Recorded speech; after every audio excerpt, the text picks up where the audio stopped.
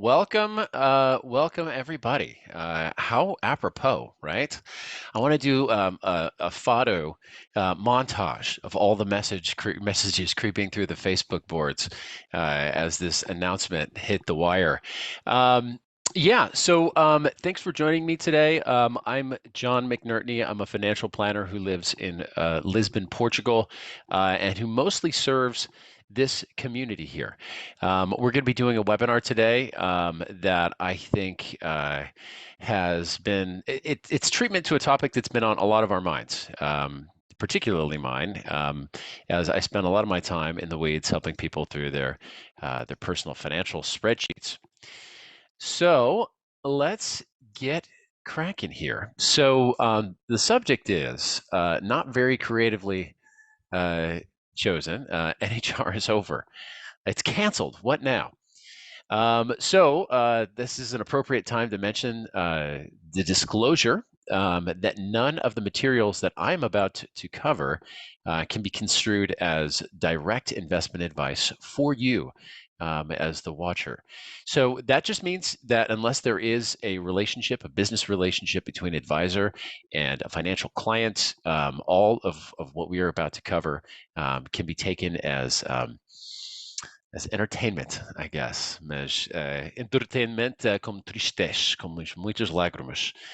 About me, in case you haven't met me before, although I see some friendly faces here in the chat, I am from the Bay Area, California, born and raised, and I have been a financial advisor for about 16 years. It says here. I actually learned the craft at Merrill Lynch back in the old days, when all they did with us when we came in is said, "You look good in a suit. Sit down and make 1,000 phone calls before you leave the building today." And I'm so glad that I don't do that anymore, because I'm a certified financial planner and I'm a global financial planner. So I focus on mostly issues that affect expats. So today's outline, we're going to do a very brief introduction. I assume everybody knows about the NHR. Although this might be a fun time for a quick poll before I get cooking here. I see people coming into the meeting room here too. I'm going to do a quick poll. I've never done one of these before, but I'm going to give it a shot. And where are you? And I am not going to do a poll. But hopefully my poll was going to be, are you here and do you know about the NHR? Most likely the answer is yes. That's embarrassing. But we'll go ahead and talk about the NHR program in Q&A, hopefully at the end of my deck. The essence of the program, we're going to talk about the announcement that was made by the government a few weeks ago. We'll talk about implications, that is to say, why are we doing this now?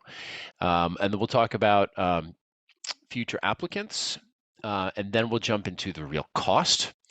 And I'm going to attack it from the angle that comes naturally to me, of course. And that is to say, I'm going to talk about the financial angle and how it affects each of us personally. I'm going to include a case study, but I don't like to go over those live, so I'll email that to you if you'd like the deck after we talk. And then we'll do questions and answers. So just in case you're fresh to this conversation, what is NHR? It's the non-habitual residence regime. It's a special tax regime that is offered to so-called high-value activity individuals, people who have either scientific or technical or executive jobs, as well as retirees. And it gives you a flat tax of either 10% or 20%, depending, or 0%, depending on what type of income stream you are receiving. But there's an announced change on October the 2nd, 2023. We're going to discuss the relevance and impact. And of course, the purpose of this webinar is to give you yet another person's view on what is happening out in the world. So we got we got this guy on October the 2nd. And man, I did not see this one coming. So his suntanned greatness não fez mais sentido, porque temos muitas pessoas, muita gente ainda We have so many people here that are already moneyed and talented, and it doesn't make sense anymore, is what he said. So it doesn't make sense right now. Okay. But the question that I was curious to unravel very briefly here is, did it ever make sense? And so it was launched in 2009. And in 2008 and 2009, it made sense because there was the Great Recession beginning. It kicked off, made to order in the United States and around the world. But Portugal was in no position to deal with it. And the entire European Union was thereafter launched into a debt crisis. But the Portuguese crisis was particularly acute. And so the people of Portugal convened and took a bailout from the IMF. And they were able to execute the budget in 2014. But when you look at their gross domestic product, I find it interesting that Portugal, for just a minute, was neck and neck with Denmark. And Denmark and Greece pulled away.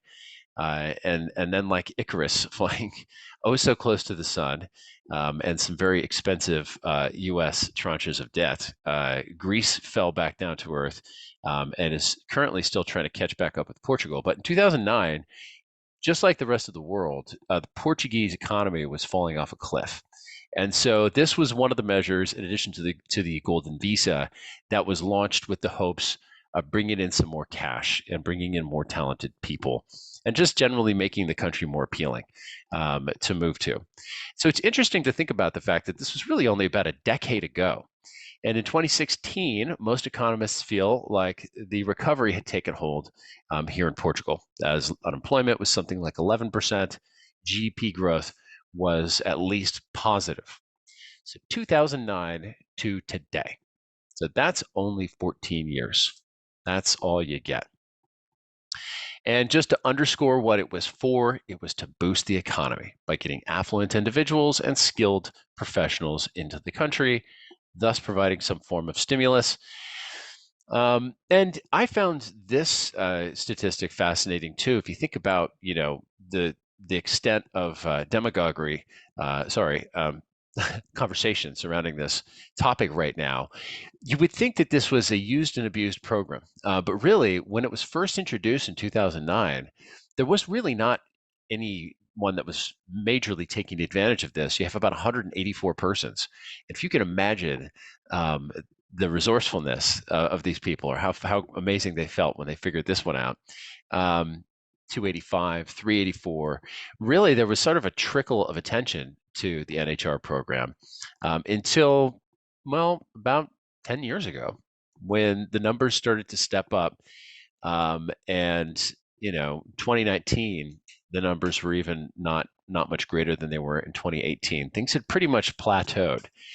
And what's interesting is you have 350,000 people almost acquiring citizenship. And out of that group, you have what? 21,000? 29,000. So 29,000 individuals taking advantage of the NHR program, among which only 7% of them were able to successfully be designated as a high value activity. And almost 50% of the value added was from the quote unquote executive or senior management style of individual. Good jobs if you could find them.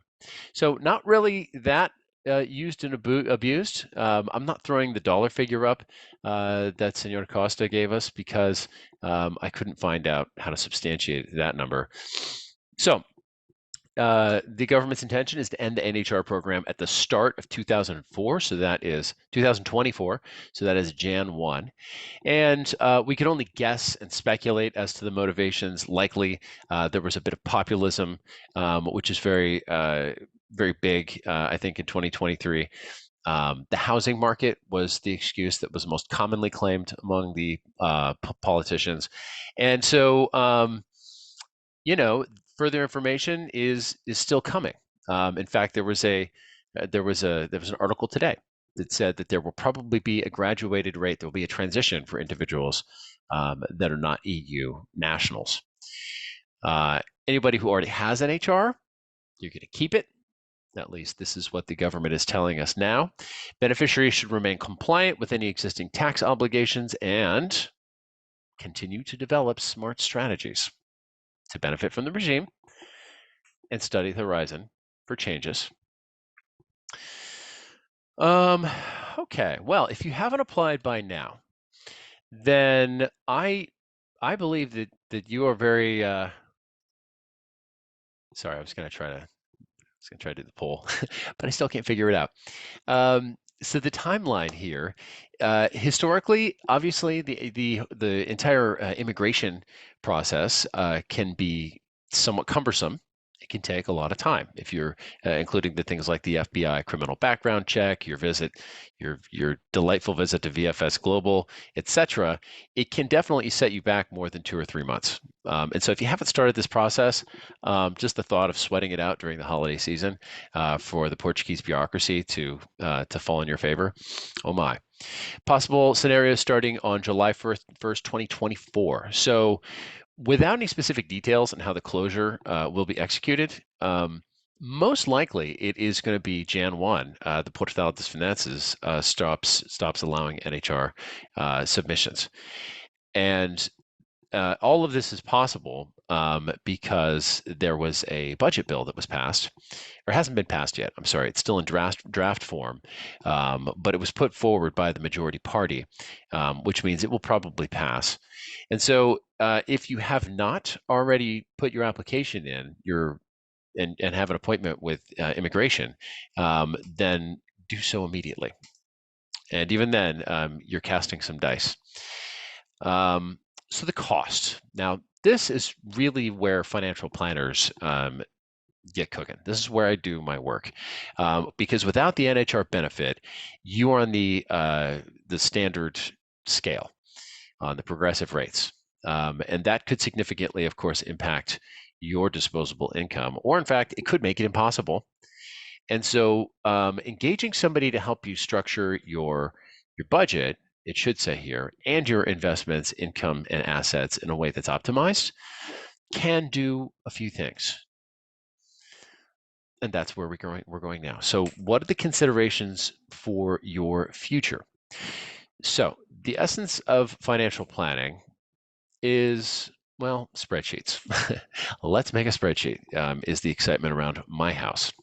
And so spreadsheets contain a number of things. The first thing that I take people through is goals, because these are all controllable. So when do we stop earning income? When we do stop earning income, how much do we want to spend? How much is your healthcare cost going to be? Do you want to spend $20,000 on travel every year? Or maybe that's not the question. Can you still spend $20,000 on travel every year? And then we have the added tax liability. Now, the added tax liability, of course, is the one item in here that's not optional, but it is an additional card that you've been dealt. See how these are all stacked like cards? And I always think about financial planning in this way. You have been given a whole bunch of cards that you have to figure out how to stack in the right order, and their expenses. And, you know, we can figure out whether there's going to be a major effect to your long-term success with retirement by stacking the deck properly. So this is a stress test that I can run on some of my software that shows us what is going to have the greatest degree of impact on my ability to retire. For this person, it looks like inflation. Inflation could be marginally a problem, but probably not. So yeah, so you break down those cards into manageable tasks. You know, in the context of the work that I do, that is a big part of the sort of specific financial planning process. So break the complex challenge of navigating through NHR and onto the other side into smaller tasks.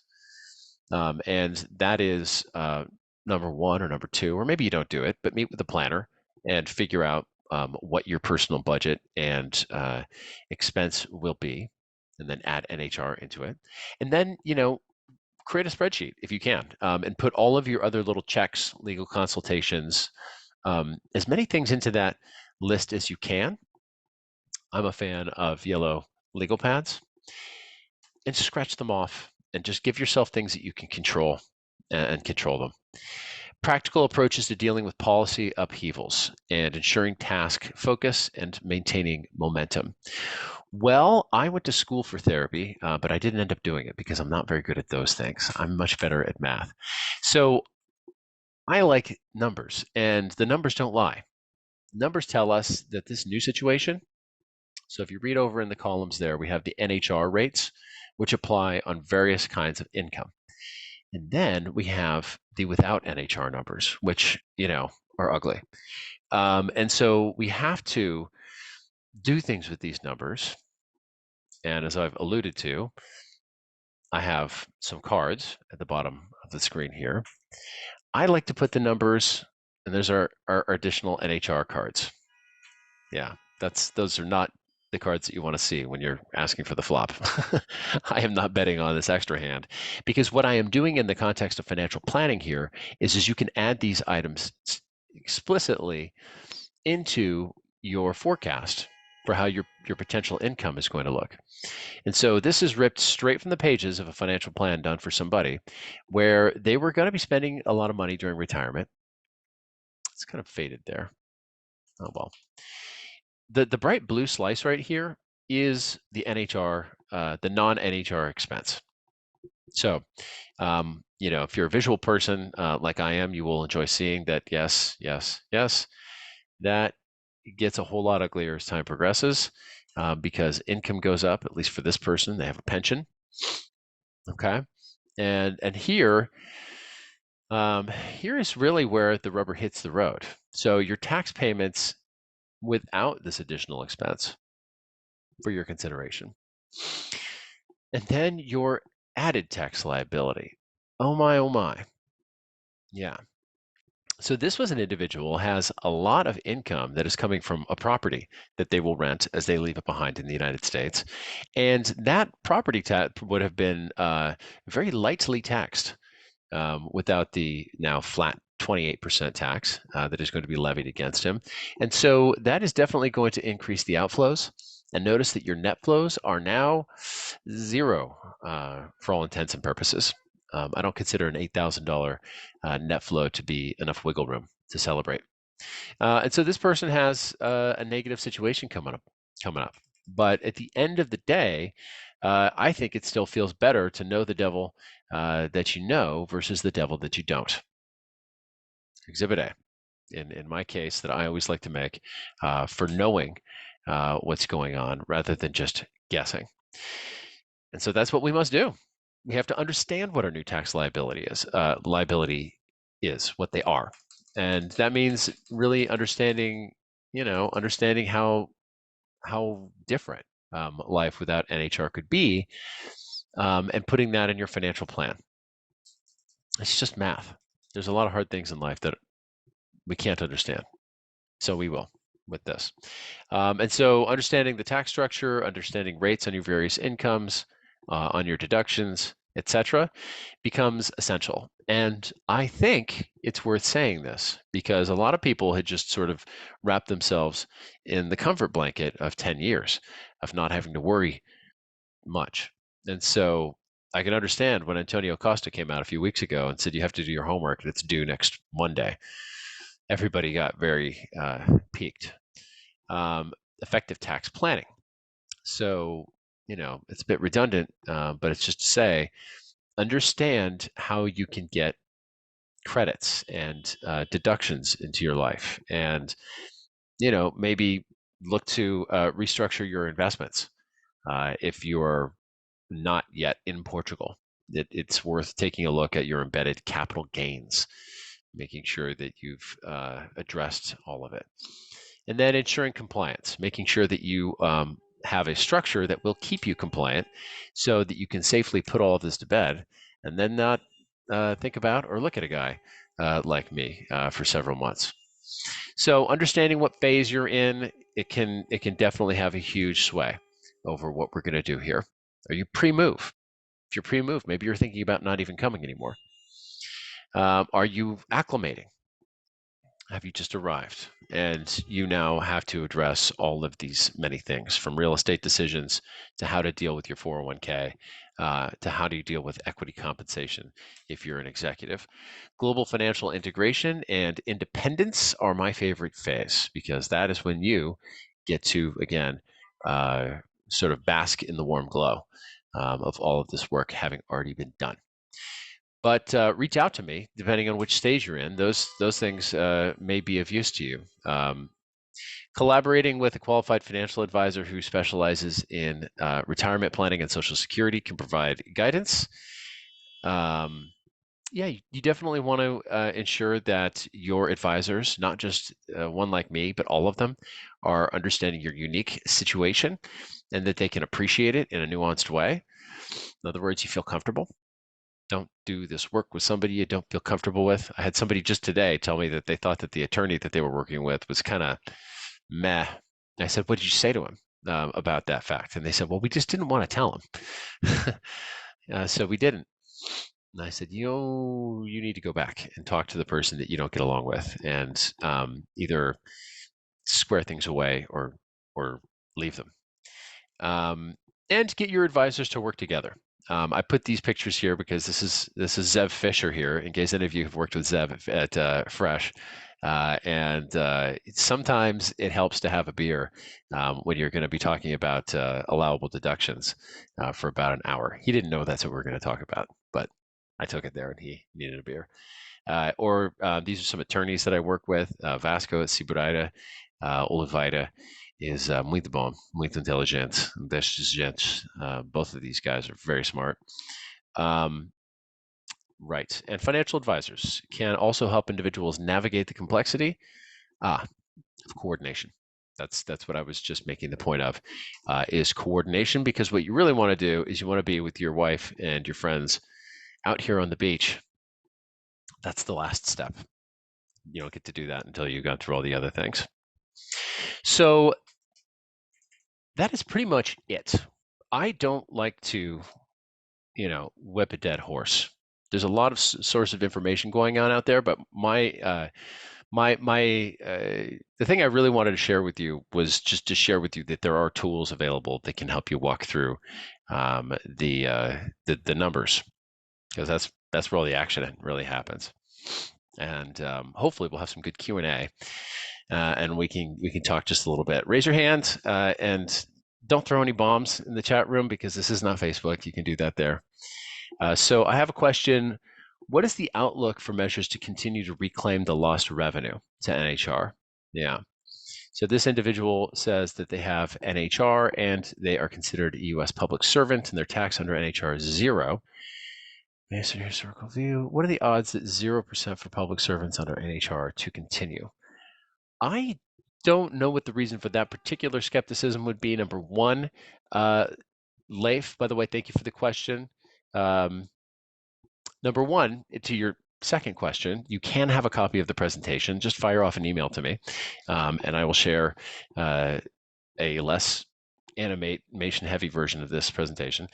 And number two, I don't think that the public servant pension revenue is a big enough, a juicy enough pinata for them to go after. We just have to consider that every time they pull one of these things down, they do expend a little bit of political capital. And some folks that I look to for good information, they tell me that this is sort of like the last gasp of an administration that's probably going out. And so if that happens, there will probably be some form of a substitute for NHR that comes in at the beginning of next year. In fact, there have already been some whispers that this is in the works, that they are working on a version of NHR, which is just going to be more tight, more limited as far as the demographic that they bring in. Let's see, we've got a hand raised. I actually don't know what that does to us. Just go ahead and drop a question into the chat if you have a question, and I'll go ahead and talk about it.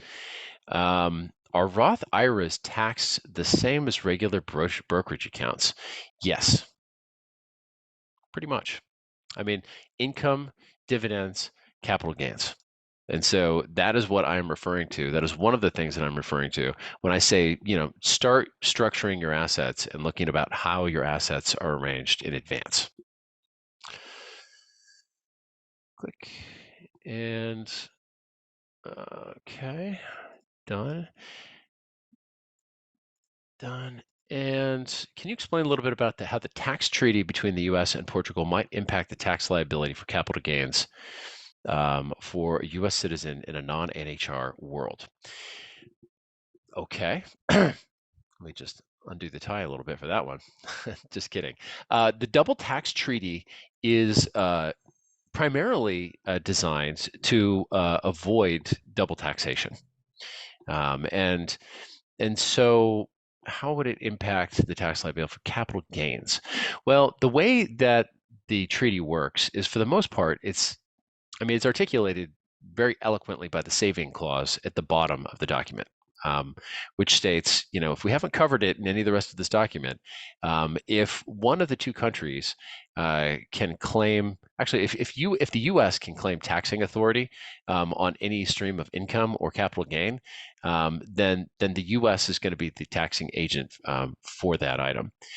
Now, the interesting thing about capital gains is capital gains was never exempted in the first place, at least on shares and on paper assets. But capital gains for fixed properties was. So you were getting a 0% on capital gain for properties. And so what's being promised now is that there will be a 28% capital gains tax that applies to people that are not covered by NHR, but only on 50% of the assessed capital gain. And the assessed capital gain can be the net capital gain, and that is net of all of the various deductions that one might net against any kind of capital gain. So, for example, the housing exemption, the 250,000 per person exemption available to capital gains on properties that you've lived on for more than 2 years. That's going to stay, and that will modify, at least to my understanding, the taxable amount. So you sell $1 million property, you bought it for 500,000. You have 500,000 that gets wiped away by John and Jane, homeowner. You have 500,000 left. You'll be assessed capital gains on 250,000, and so that's 28% on 250,000, and that's something like $70,000. Not awesome, but again, it can be planned for. Can you speak to how Portugal would tax some typical retirement transactions, both with and without NHR?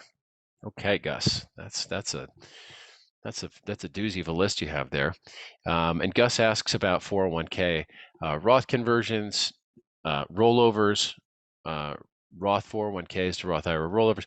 Basically, you have a lot of rollovers going on here. So typical retirement transactions, I can't speak to. And if I'm being totally honest, all of the tax advisors that I have spoken with tell me to sort of live within the spirit of the tax law, which is that if it is an allowable conversion in the United States, if it's going from one like type of account to another like type of account, then you don't call this income. If it's going from one personal pension account to another pension account, that you and your tax preparer can ensure that that's accurately modeled in your tax returns.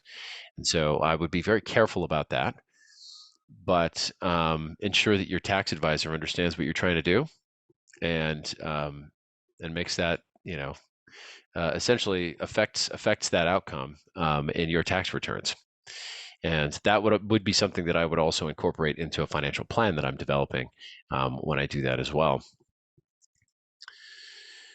Patrick asks, we've recently moved to Portugal, and we're currently applying to become a tax resident. And Patrick wants to register for NHR before the 31st. Should my son, who's 16 years old with zero income now, also register for the NHR? I don't know the answer to that. I don't. I would assume that you would need to have a finances login, because that tends to drive most of the NHR application.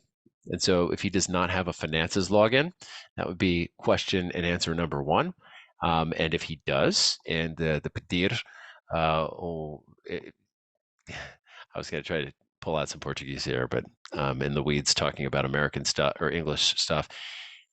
Yeah, I would just check and see if he can get into the finances, and if he can, see if you can go in and ask the question, because then the answer would probably be yes, because he's going to want that by the time he's in his 20s, presumably. Joel says our SEF appointment's January 7th. Can we still apply for NHR? That is a very tricky one, actually, because if your appointment's not until next year, how do you get to be a tax resident? Because that's really what drives all of this. Being a tax resident and being able to go into the finances website makes you eligible to click on the button to ask for the status. But there have been some other professionals. I'm thinking of the guys over at Fresh, for example, who have a sort of expressed interest program that will allow you to make the case, essentially, that you should be able to override that button, and you should be able to get into finances, change your address to Portugal, and go and ask for your NHR designation. But that means that you do have to find someone that can help you to punch the override button. And I don't know exactly how that works. You might imagine I spend my days doing other stuff. Jeffrey is asking, he is a U.S. citizen and his wife is a dual citizen. And what are the special considerations we need to consider? Does having an EU citizen have benefits for future retirement in Portugal? You bet it does, Jeffrey, because I have a client who actually pulled this off. For Europeans, if you're already a European resident, becoming a Portuguese resident is a much, much simpler process. And there is a form that you can download from the Still CEF website that will take you through that process. But my understanding, I don't have any Europeans in my household. Oh, well, I guess we're all European now, but I did not go through that process, so I'm not quite sure what it means. But I know for sure that it's going to be easier for you. So Devin asks, is there a real risk that after the sunsetting of the NHR that the U.S. is triggered into renegotiating the tax treaty to recoup what I imagine to be reduced tax receipts as a result of this change? I would be heading into very speculative territory if I try to answer that one. That is a great question. But Devin, I don't think so. I don't think the U.S. would care, honestly. I think for me, I care. I mean, just think about this webinar. I care so much that every scrap of information I am hoovering in. But writ large, I don't think that there's enough people in the government that would care to try to get into a tete-a-tete. Where can I find the tax rates that break down the 14 to 48%? Well, let's see. We're still screen sharing, which I really shouldn't be because there's not generally much on here. But you can look for the Portuguese progressive tax rate. It's funny that Portuguese progressive rock was the first search result. And I think PricewaterhouseCoopers is fine. I mean, I built a pivot table based off of what PwC is presenting, and I showed it to my tax attorney. I said, does this make sense? And he said, yeah, how did you do that? And I said, I use Microsoft Excel. And so that is, I think that's fine. Portuguese tax calculators. I can't share this one with you because it doesn't have the proper disclaimer on it. But this is the ugly math of if you make $120,000 in the US and the exchange rate is getting you to 113,000 in euros, you're going to be taxed at about the 18% rate here and 42% rate over here. Sorry, 18% in the US, 42% in Portugal. And if that does not send shivers down your spine, then you are made of sterner stuff than I. Okay, I'm in the process of applying for a D7, says Cara, and will definitely not make it there before the NHR expires. If I arrive in 2024, is income accrued in 2024 prior to arrival taxable by Portugal? No. No, no, no. So you do get partial year tax treatment. So until you change your address, become a Portuguese resident, not going to be taxed. Not going to be taxed on your pre-arrival income or capital gains, which is the big one. So if you're selling any properties, you want to probably make that happen like ASAP. But then I think about it, and I think about the time that we're living in. It has certainly changed the housing market over the last few years. Scott, for those of us who are already residents in Portugal, is there an incentive to convert from a traditional to a Roth IRA, either within or beyond the current NHR? What might make this advisable? Awesome question, Scott. So for those of you who have not looked at the Roth IRA, I still get excited thinking about having nothing but Roth IRA accounts, because it is when you take your money and put it into a traditional IRA, you get a tax break today, but you defer the taxes for later. And so you get this big, for some people, very big chest of money that you have to take out, but you've deferred the taxes. Now, the Roth is incredible because it is the ultimate in delayed gratification, because you don't get the tax benefit for putting that money aside. But that money all grows tax-free on the income, the dividends, the gains, all of it. And then you could take it out tax-free later, but only if the tax regime that you're living under, only if they approve it. Not approve. Sorry, I messed that one up. If you're living in a country which it's still living in the U.S. So if you're living in Portugal, the short answer is you're going to be taxed on your Roth IRA distributions. To what extent, I am not altogether clear, because I have been working with a number of tax planners and tax attorneys who have slightly different interpretations. Now, there is one that I work with in Boston who says that you can have all of your retirement accounts treated as brokerage accounts. Why would you do that? Well, because if you reset the cost basis before you accept that reclassification, then you can basically not be taxed on distributions from the accounts, because you're just taking money from a non-retirement account. It's not a pension. Another lawyer that I work with, and I have reason to believe that this one's got it right, is that you can call the distributions return of capital to the extent of about 85% of all the distributions. So 85 cents on the dollar comes back to you as a tax-free distribution. If that is true, and if both IRAs and Roths equally allow you to enjoy that treatment, it's still better to do Roth conversions, because you're still going to keep your tax liability very low in the United States of America. And so I believe that the Roth still sets you up for the best possible conclusion to your personal scenario, as long as the math already is favorable to you. If you don't have a lot of money in IRAs already, it's probably not going to be a huge deal. So you definitely want to meet with somebody like me or build your own spreadsheet for that one. Okay, we got a few more questions, and I'm happy to do this. Totally happy to continue to Q&A.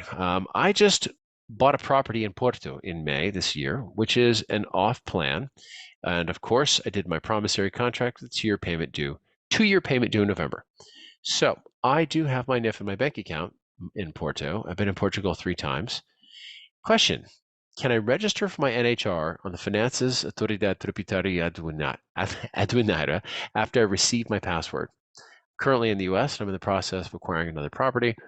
I want to do the D7 in the next couple of years. So can I register for NHR? That might be hard, Eddie, to register for NHR if you are not here. Once again, number one, you have to have a residency here. What kind of residency? Well, that depends. Some people are actually getting an Airbnb. Like in some cases, that's being accepted by the finances authorities. But if you don't really live here, you're not really being truthful when you say, my primary home is here. You have to meet that criteria. So that's a bummer. That is why some people are actually flying here to establish temporary residency, so that they can get their show on the road now. And so I'm concerned about your situation, because you're going to own a bunch of property here, and presumably and understandably, you're going to be a little peeved when you get here and you're paying at the standard rates. Scott asks, for those with questions about what they can do at this point with regard, they should join the Facebook tax benefits for expat. I always feel a little guilty when I do this, but I am going to shill for these guys, because I do think they're great. The tax benefits for expats in Portugal group, they share great information. a lot of which is just as good or better than what I just shared. The moderator is a firm called Fresh Tax. They're great, and their solution really, I think, is the best one that is out there. Gus asks, what's the deductible amount in the table you showed from PricewaterhouseCoopers? Thank you, Gus. That's a good question. I got so many questions initially when I started showing this table around. And yeah, what is the deductions? So there are deductions that are available to you on practically every category of spending that you engage in here in Portugal. And at the end of paying for whatever, they'll say, quer contribuinte, NIF no sua fatura. And what's happening there is they're codifying your expense and it's going into the finances automatically. And it's tallying up against a maximum of deductions that you can take in a variety of categories in your life. And they scale up depending upon your final income. So as you move up through the progressive table rates, your expenses also give you slightly more deductions. And so if you really want to keep track of this, you go over to the Portal dos Finanças and you go and you find there's a section in there where they have this little colorful chart with all of the categories. And there you can see your expenses tallying up against your grand total. A few more questions here, and then we'll call it. I don't want you guys to feel compelled to have to stick around with us. Jeffrey says, if my dual citizen US EU wife decides to stay in Portugal for 184 days, and I am not there more than 90 days, does that make her a tax resident but not me? I am still working in the US. Wife is retired. Okay. I thought you were going to get yourself into some trouble there. I know I had earlier in my career here. So if she's here for 184 days and you're not here for that length of time, I would say that you could both become a tax resident because your ability to become a tax resident is contingent on you being able to call this your home address when you change your address at Portal dos Finanças. Okay, and so you can do that if you purchased a home and you live here with less than 183 days. I did that. That was how I did it. So, you know, maybe that's the wrong way to do it, but there are some times. Oh, Eddie jumped in at the bottom here, but I have a property to report as a tax resident. Okay, but is it your home property? That if I know that I do. Okay, sorry guys. Eddie asks as a follow-up, I have a property to report as a tax resident. That's really the question. I know that if I do that, I will be claiming myself as a tax resident in 2024, assuming I register with NHR. Do you think it's wise to do that? Yeah. I'm still worried because I've dealt with too many circumstances where there's a subjective element in this decision. You come to the wrong person and they reject you and they put that in your file. And that could happen if it's not, you own the property, that doesn't actually make you the tax resident, but if you live in it, it does. So I would take that. That would be the question that I would take to my tax attorney and to finances. I would actually take it through my tax attorney because my Portuguese is still not good enough to argue well in Portuguese. Mike says, if I arrive in Portugal by July 2nd, 2024, since I would not have 6 months in Portugal for 2024, do I not have any Portugal tax due since less than 6 months? I think so.